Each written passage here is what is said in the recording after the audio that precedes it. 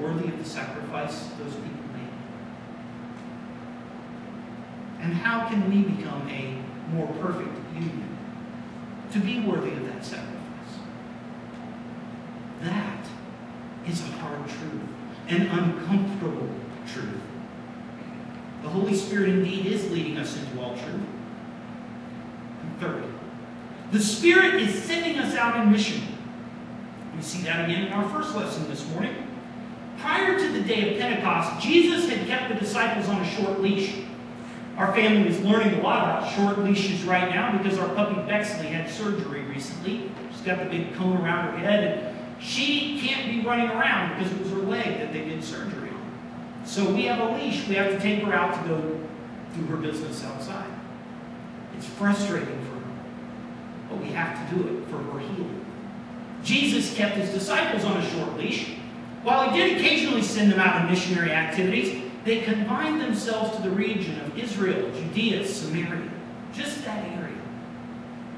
But today, on that day of Pentecost, the Holy Spirit busts the church out, breaks down the walls, and sends it out into the world. Remember that hymn, "The Spirit sends us forth to serve"?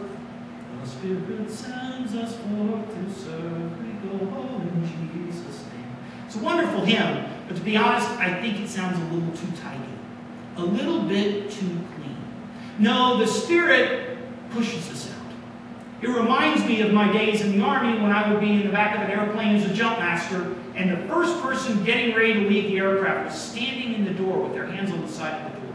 I was watching the light that switched from red to green when it was time. And when the light would switch to green saying it's time to jump, we would slap them on the back and say, "Go." That's what the Holy Spirit is doing. The Spirit is shoving us out the door saying, "Let's go." The gospel is too important. People need to hear it. Get out there and tell others about Jesus' love.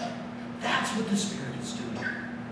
Notice in our first lesson today, the range of peoples that the Spirit touches, the way the Spirit sends the church out so quickly. Look at the list. Parthians, Medes, Elamites, residents of Mesopotamia, Judea, Cappadocia, Pontus, Asia, Phrygia, Pamphylia, Egypt, Libya, Rome, and the Spirit is just getting started. The first apostles spread the gospel throughout the Roman world, as far as Rome, Alexandria, Egypt, even as far as India.